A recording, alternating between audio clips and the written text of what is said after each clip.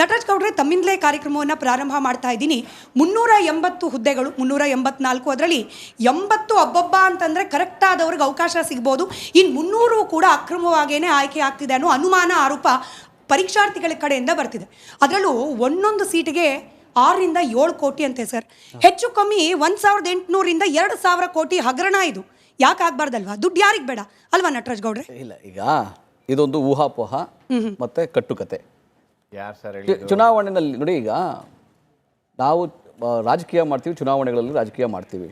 ಆದರೆ ಈ ಪರೀಕ್ಷೆಗಳಲ್ಲಿ ರಾಜಕೀಯ ಮಾಡೋದಾಗಲಿ, ಭ್ರಷ್ಟಾಚಾರ ಮಾಡೋದಾಗಲಿ BJP ಇದ್ದಾಗ ಆಗ್ತಾ ಇತ್ತು. ನಾವು ನೋಡಿದ್ದೀವಿ 454 545 PSI ಏನು ಹಗರಣ ಆಯ್ತಲ್ಲ, ಆ ಹಗರಣ ನೇರವಾಗಿ BJP ಸರ್ಕಾರ ಅವರ ಮಂತ್ರಿಗಳೇ ಇನ್ವಾಲ್ವ್ಮೆಂಟ್ ತಗೊಂಡು ಮಾಡ್ಕೊಂಡಿದ್ರು. ಅದನ್ನು ತಡೆದು ನಾವು ಈಗ ಪಾರದರ್ಶಕವಾಗಿ ನ್ಯಾಯಸಮ್ಮತವಾಗಿ ಪರೀಕ್ಷೆಗಳು ನಡೆಸಬೇಕು ಅಂತೇಳಿ KPSC ಮತ್ತು KEA ಮಾಡ್ತಿದೆ. ಆದರೂ ಕೂಡ ಏಕೆ ಕೆಲವೊಮ್ಮೆ ಏನಾಗುತ್ತೆ ಅಂದರೆ, ಈ ನನಗೂ ಬಂದ ಮಾಹಿತಿಗಳ ಪ್ರಕಾರ ಒಂದೇ ಕೊಠಡಿಯಲ್ಲಿ ಬರೆದಂಥ ಪರೀಕ್ಷೆಗಳಲ್ಲಿ ಬರೆದಂಥ 15 ಜನ ಅದರೊಳಗೆ ಬಂದಿದ್ದಾರೆ, ಸಂದರ್ಶನಕ್ಕೆ ಬಂದಿದ್ದಾರೆ. ಒಂದೇ ಕುಟುಂಬದವರು 3 ಜನ ಇದ್ದಾರೆ. ಈ ಥರದ್ದೆಲ್ಲ ಚರ್ಚೆಗಳಿದ್ದಾವೆ. ಈಗ ಸತ್ಯಾಸತ್ಯತೆ ನೋಡಬೇಕಾಗತ್ತೆ. ಅದು ಮಾಹಿತಿ ಅವರೆಲ್ಲ ಅಕ್ರಮ ಮಾಡಿ ಪಾಸ್ ಆಗಿದ್ದಾರಾ, ಒಂದೇ ಕುಟುಂಬದವರು 3 ಜನ ಅಕ್ರಮ ಮಾಡಿ ಅಲ್ಲಿಗೆ ಎಂಟ್ರಿ ಆಗಿದ್ದಾರಾ, ಇಲ್ಲ ಶ್ರಮದಿಂದ, ಏಕೆ ಬೇರೆಯವ್ರ ಥರನೇ ಅವರು ಪರೀಕ್ಷೆ ಬರೆದಂಥವ್ರು ಶ್ರಮದಿಂದ ಅಲ್ಲಿಗೆ ಬಂದಿದ್ದಾರಾ ಅಂತ ಆ ಮಾಹಿತಿ ಮೇಲ್ನೋಟಕ್ಕೆ ಇಲ್ಲ ಇದ್ರ ಇರಬಹುದು, ಇಲ್ಲಲ್ಲ ಇರಬಹುದು ಅಂತ ಕೂಡ ತೋರಿಸ್ತದೆ. ಅದೇನು ಹೌದು ಸಾರಾ ಸಗಟಾಗಿ ತಳ್ಳಾಕ್ಲಿಕ್ಕೆ ಸಾಧ್ಯ ಅಂತ ಆಗೋದಿಲ್ಲ. ಆದರೆ ಸರ್ಕಾರ, ರಾಜ್ಯ ಸರ್ಕಾರ ಯಾವಾಗ PSI ಹಗರಣ ಆಯಿತು, ಯಾವಾಗ BJP ಸರ್ಕಾರ ಇದ್ದಾಗ ವಿವಿಧ ಇಲಾಖೆಗಳಲ್ಲಿ ಬೆಸ್ಕಾಂ ಇಂಜಿನಿಯರ್ನಲ್ಲೂ ಕೂಡ ಹಗರಣ, ಅಪಾಯಿಂಟ್ ಮಾಡಬೇಕಾದ್ರೆ ಹಗರಣ, ಟೀಚರ್ಸ್ಗಳು ನೇಮಕಾತಿ ಮಾಡಬೇಕಾದ್ರೂ ಹಗರಣ, ಎಲ್ಲ ಥರದ ಹಗರಣವನ್ನು ಮಾಡಿದರು.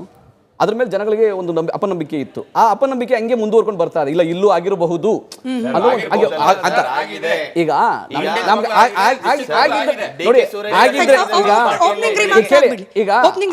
ಆಗಿದ್ರೆ ಆಗಿದ್ರೆ ಕೇಳಿ, ಈಗ ಇದು ಅನುಮಾನ, ಬಂದಿರೋ ಪರ್ಸೆಪ್ಷನ್. ನೋಡಿ, ಪರೀಕ್ಷಾರ್ಥಿಗಳಿದಾರಲ್ಲ, ಕಷ್ಟಪಟ್ಟು ಓದ್ತಾರೆ, ವರ್ಷಗಳಗಟ್ಲೆ ಅನ್ನ ಆಹಾರ ಬಿಟ್ಟು ಬೇರೆ ಎಲ್ಲ ಆಟೋಪಗಳನ್ನು ಬಿಟ್ಟು ಕಷ್ಟಪಟ್ಟು ಓದ್ತಾರೆ. ಅವರಿಗೆ ಅನ್ಯಾಯ ಆಗ್ಕೊಡುದು. ಇದು ಕಾಂಗ್ರೆಸ್ನ ಸಿದ್ಧಾಂತ, ಇದು ಕಾಂಗ್ರೆಸ್ ಸರ್ಕಾರದ ಬದ್ಧತೆ. ಆದ್ರೆ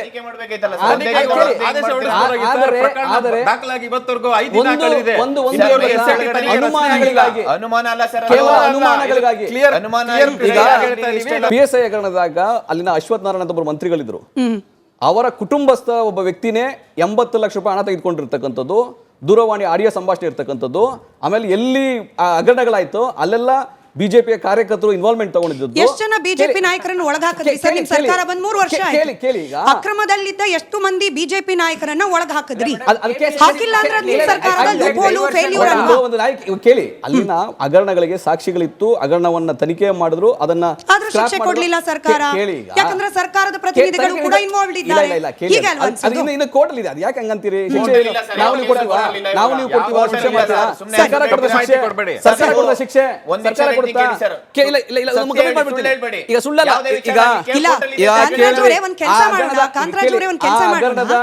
ಯಾರ್ಯಾರು ಆರೋಪಿಗಳಿದ್ರು ಅವಾಗ ಏನು FIR ಅಲ್ಲಿ ಇತ್ತು, ಅದು ಕೇಸ್ ಮುಚ್ಚಾಕ್ಬಿಟ್ಟಿದಾರ, ಕ್ಲೋಸ್ ಆಗಿದೆಯಾ? ಒಂದು ಸಿಂಪಲ್ ಏನ್ ಹೇಳ್ಬೇಕಂದ್ರೆ, ಯಾವುದೇ ಸಾಕ್ಷ್ಯಾಧಾರಗಳಿದ್ದಾಗ ನಮ್ಮ ಸರ್ಕಾರ ಇರ್ಲಿ, ಇನ್ನೊಂದು ಸರ್ಕಾರ ಇರ್ಲಿ, ಯಾವುದೇ ರೀತಿ ಮುಲಾಜು ತಗೊಳ್ಳೋದಿಲ್ಲ. ನಮ್ಮ ಸರ್ಕಾರದಲ್ಲೂ ಕೂಡ ಇವರೇನ ಹಗರಣ ಆಗಿದೆ, ಸಾಕ್ಷ್ಯಗಳಿದ್ದಾವೆ ಅಂತಂದ್ರೆ ಖಂಡಿತವಾಗಿ ಇಲ್ಲೇ ಪ್ರದರ್ಶನ ಮಾಡ್ಬಿಟ್ಟು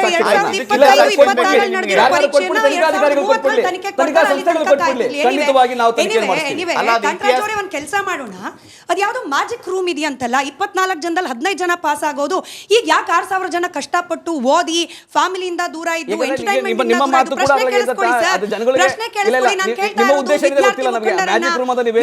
ನಿಮ್ಮ ಉದ್ದೇಶ ಗೊತ್ತಿಲ್ಲ, ಸುಮ್ಮನೆ ಗೊಂದಲ ಮೂಡಿಸಿ ಪ್ರಚೋದನೆ ಮಾಡ್ಲಿಕ್ಕೆ ಪ್ರಯತ್ನ ಮಾಡ್ತೀರಾ ಅಂತ ಅನ್ಕೋತೀನಿ ಸರ್. ವಾಸ್ತವ ಮಾತನಾಡ್ತೀನಿ. ವಾಸ್ತವ ಅಲ್ಲ, ಓದಿರ್ಬೋದು, ಹಾಗಾದ್ರೆ ನೀವು ಅದನ್ನ ಆರೋಪ ಮಾಡೋದು ಸರಿ ಇಲ್ಲ. ಯಾಕೆ ಕಷ್ಟಪಡಬೇಕು? ಯಾಕೆ ಊಟ ನಿದ್ದೆ ಬಿಡಬೇಕು? ಆ ಮ್ಯಾಜಿಕ್ ರೂಮ್ಗೆ ಹೋಗೋದಪ್ಪ, ಅಲ್ಲಿ ಮೋರ್ ದನ್ 60% ಪಾಸ್ ಆಗ್ಬಿಡ್ತಾರೆ. ಇದನ್ನ ಬಿಜೆಪಿ ಅಜೆಂಡಾ ಅಂತಾರೆ, ಇದಕ್ಕೆ ಬಿಜೆಪಿ ಅಜೆಂಡಾ ಅಂತಾರೆ. ಅದನ್ನ ಈಗ ಅದು ಸತ್ಯ ಇರ್ಬೋದು, ಸತ್ಯ ಇಲ್ಲದಿರ್ಬೋದು, ಹಾಗಂತ ನೀವು ಪ್ರಚೋದನೆ ಮಾಡೋದು ಸರಿ ಇಲ್ಲ. ಒಂದ್ ರೂಮಲ್ಲಿ 24 ಜನ ಇರ್ತಾರೆ. 24 ಜನದಲ್ಲಿ 15 ಜನ ಹೆಂಗ್ ಸೆಲೆಕ್ಟ್ ಆಗ್ತಾರೆ? ಒಂದೇ ರೂಮ್ ಅಲ್ಲ, 4 ರೂಮಲ್ಲಿ 10 ಜನ. 24 ಜನದಲ್ಲಿ 10 ಜನ ಅಂತಂದ್ರೆ ಅದ್ರಲ್ಲಿ ನೀವು ಲಿಸ್ಟ್ ನೋಡಿದಿರಾ? ಮೆಂಬರ್ಸ್ ಮಕ್ಕಳು, ಅವ್ರ ರಿಲೇಟಿವ್ಸ್ ಅಲ್ಲಿ, ಮತ್ತೆ ಕಮಿಷನರ್ SP ಮಕ್ಕಳಿದ್ದಾರೆ, ರಾಜಕೀಯ ಮಕ್ಕಳಿದ್ದಾರೆ. ಒಂದೇ ಫ್ಯಾಮಿಲಿ 2-3 ಜನ ಹೆಂಗ್ ಸೆಲೆಕ್ಟ್ ಆಗಾಕೋದೆ? ಓದಿಲ್ಲ ಅಂತ ನಿಮ್ಮ ಪ್ರಕಾರ ಅವರಲ್ಲಿ ಓದೇ ಇಲ್ಲ ಅಂತನಾ? ಎರಡೆರಡು ಜನ ಅಂದ್ರೆ ಈ ಬಡವರು ಯಾರು ಓದಿರಲ್ಲ, ಬರೀ ಶ್ರೀಮಂತರಷ್ಟೇ ಇಲ್ಲ, ಓದಿರ್ತಾರೆ. ಅದಕ್ಕೆ ಒಂದೇ ರೂಮಲ್ಲಿ ಕಂಟಿನ್ಯೂಸ್ ಆಗಿ ಎಲ್ಲರೂ ಓದಿರ್ತಾರೆ. ರಾಜ್ಕುಮಾರ್ ಅವರೇ ಅದಕ್ಕೆ ನಾನು ಹೇಳಿದ್ದು, ಯಾಕೆ ಕಷ್ಟ ಪಡ್ಬೇಕಪ್ಪ, ಹೋಗೋದು ಆ ಮ್ಯಾಜಿಕ್ ರೂಮಲ್ಲಿ ಕೂರೋದು, ಪಾಸ್ ಆಗ್ಬಿಡ್ಬೋದು ಅಂತ ಒಂದು ಮ್ಯಾಜಿಕ್ ರೂಮ್ ಒಂದಲ್ಲ ಎರಡಲ್ಲ ಮೂರಲ್ಲ ನಾಲ್ಕು ಇದೆಯಂತಲ್ಲ.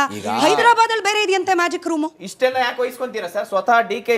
ಸುರೇಶ್ ಸರ್ ಹೇಳಿದ್ದಾರೆ, ಹೌದು ಇದು ಹಗರಣ ಆಗಿದೆ, ತನಿಖೆ ಆಗ್ಬೇಕಂತ ಹೇಳ್ಬಿಟ್ಟು. ಇಲ್ಲ, ನೀವು ಆಗಿಲ್ಲ ಅಂತ ಹೇಳಿದ್ರೆ ಆಗಿಲ್ಲ ಅನ್ನೋದಕ್ಕಿಂತ ನಿಮ್ಮ ಊಹಾಪೋಹ ಇದೆ ಅಂತ ಹೇಳ್ತೀನಿ ಅಷ್ಟೇ.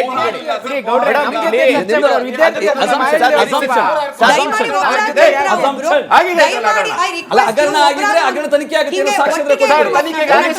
ಅಲ್ಲ, ಈಗ ಡಿ.ಕೆ. ಸುರೇಶ್ ಅವರು ಕೂಡ ಮನವರಿಕೆ ಮಾಡ್ತಿದ್ದಾರೆ, ಅದನ್ನ ಮಾಡ್ತಾರೆ. ಮೇಡಮ್, ಎವ್ರಿ KPSC ಅಲ್ಲಿ ಪ್ರತಿ ವೀಕ್ ಅಲ್ಲಿ 2 ಸ್ಟೆಪ್ ಮೀಟಿಂಗ್ ಆಗೋದು.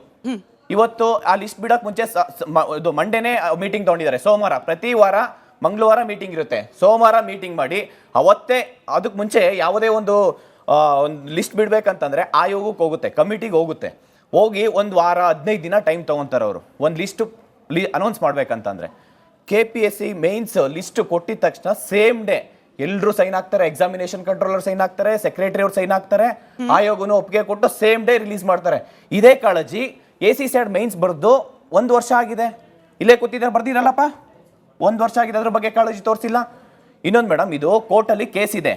ಕರ್ನಾಟಕ ಅಡ್ಮಿನಿಸ್ಟ್ರೇಟಿವ್ ಟ್ರಿಬ್ಯುನಲ್ಲಿ 50% 56% ವ್ಯಾಲಿಡ್ ಇಲ್ಲ ಅಂತೇಳಿ ನೋಟಿಫಿಕೇಶನ್ ಕ್ವಾಶ್ ಮಾಡಿದ್ದಾರೆ. ನಿಮಗೆ ಗೊತ್ತಿದೆಯಾ ಇಲ್ಲ ಸರ್? ಅದು ಗೊತ್ತಿದೆಯಾ ಇಲ್ವಾ? ಗೊತ್ತಿಲ್ಲ, ಹೇಳಿ. ಗೊತ್ತಿಲ್ಲ. ಕರ್ನಾಟಕ ಅಡ್ಮಿನಿಸ್ಟ್ರೇಟಿವ್ ಟ್ರಿಬ್ಯುನಲ್ ಕ್ಯಾಟ್ ಒಳಗಡೆ ಆ ಒಂದು ಕೇಸು KS ನೋಟಿಫಿಕೇಶನ್ ಕ್ವಾಶ್ ಆಗಿದೆ. ಸರ್ಕಾರ ಅಪೀಲ್ ಹೋಯ್ತು ಹೈಕೋರ್ಟ್ಗೆ. ಅಪೀಲ್ ಹೋಗಿ ರಿಸಲ್ಟ್ಸ್ ಬಿಡ್ತೀವಿ ಅಂತ ಹೇಳ್ಬಿಟ್ಟು ರಿಸಲ್ಟ್ ಬಿಟ್ಕೊಂಡ್ ಬಂದ್ರು. ಕನ್ನಡ ಟ್ರಾನ್ಸ್ಲೇಷನ್ ಇದೆ ಅಂತ KPSC ಆಕ್ಸೆಪ್ಟ್ ಮಾಡಿದ್ರಾ ಇಲ್ಲ? ಮಾಡಿದ್ರಲ್ಲ. Translation mistake. ಮೇಡಮ್, ಇದು 350 ಜನಕ್ಕೆ ಅಷ್ಟೇನಾ ಕನ್ನಡ ಮೇನ್ಸ್ಗೆ ಅವಕಾಶ ಕೊಡಕ್ಕಾಗೋದು? ಪ್ರಿಲಿಮ್ಸ್ ಬರ್ದಿಲ್ಲ ಅವರು, ಡೈರೆಕ್ಟ್ ಕೋರ್ಟ್ ಅಲ್ಲಿ ಬಂದು KPSC ಅವರು ಹೌದು ಕನ್ನಡ ಟ್ರಾನ್ಸ್ಲೇಷನ್ ಮಿಸ್ಟೇಕ್ ಇದೆ ಅಂತ ಒಪ್ಕೊಂಡಾದ್ಮೇಲೆ 70,000 ಜನ ಕನ್ನಡ ಮೀಡಿಯಂ ಆಸ್ಪಿರೆಂಟ್ಸ್ ಇದ್ದಾರೆ. ಎಲ್ರಿಗೂ ಮೇನ್ಸ್ಗೆ ಅವಕಾಶ ಕೊಡ್ಬೇಕಾ ಕೊಡ್ಬಾರ್ದಾ? ಇಲ್ಲ, ಐ ಅಗ್ರಿ, ಕೊಡ್ಬೇಕಲ್ಲ. ಸರ್ಕಾರ ಏನ್ ಮಾಡ್ತಾ ಇತ್ತು ಅವಾಗ? ಸರ್ಕಾರ ಏನ್ ಮಾಡ್ತಾ ಇತ್ತು? First time same Kannada translation error ಇತ್ತು ಅಂತ ಹೇಳ್ಬಿಟ್ಟು ರೀ ಎಕ್ಸಾಮ್ ಮಾಡಿದ್ದು. ಹೌದಾ ಇಲ್ವಾ ಸರ್? ಹೌದಾ ಇಲ್ವಾ? ಹೌದು ಹೇಳ್ರಿ. ಫಸ್ಟ್ ಟೈಮ್ ಟ್ರಾನ್ಸ್ಲೇಷನ್ ಎರರ್ ಅಂತಂದ್ರೆ ಸೆಕೆಂಡ್ ಟೈಮ್ ಇನ್ನೂ ಜಾಸ್ತಿ ಮಿಸ್ಟೇಕ್ ಮಾಡಿದ್ದಾರೆ Kannada error. KPSC examination controller examination question paper 100 question paper ತೆಗಿಯೋದಕ್ಕೆ ಬಂದಿಲ್ಲ ಅಂದ್ರೆ KPSC ಎಕ್ಸಾಮ್ ಯಾಕೆ ನಡೆಸಬೇಕು? ಕನ್ನಡ ಟ್ರಾನ್ಸ್ಲೇಷನ್ 5% ರಿಸರ್ವೇಶನ್ ಇದೆಯಾ ಇಲ್ಲ ಸರ್? ಈಗ 5% ರಿಸರ್ವೇಶನ್ ಕನ್ನಡ ಮೀಡಿಯಂ ಇದೆ ರೋಸ್ಟರ್ ಅಲ್ಲಿ, ಕರೆಕ್ಟಾ ಸರ್? KCR ರೂಲ್ ಅಲ್ಲಿ ಇದೆ. ಹೇಳಿ 5% ಅಂದ್ರೆ 384 ಪೋಸ್ಟ್ ಅಲ್ಲಿ 19 ಪೋಸ್ಟ್ ಬರಬೇಕು. ಇಲ್ಲಿ ಎಷ್ಟು ಪೋಸ್ಟ್ ಇದೆ? 6 ರಿಂದ 7 ಪೋಸ್ಟ್ ಇದೆ. ಅಂದ್ರೆ ನೋಟಿಫಿಕೇಶನ್ ಮಿಸ್ಟೇಕ್ ಇದೆಯಾ ಇಲ್ಲ ಸರ್?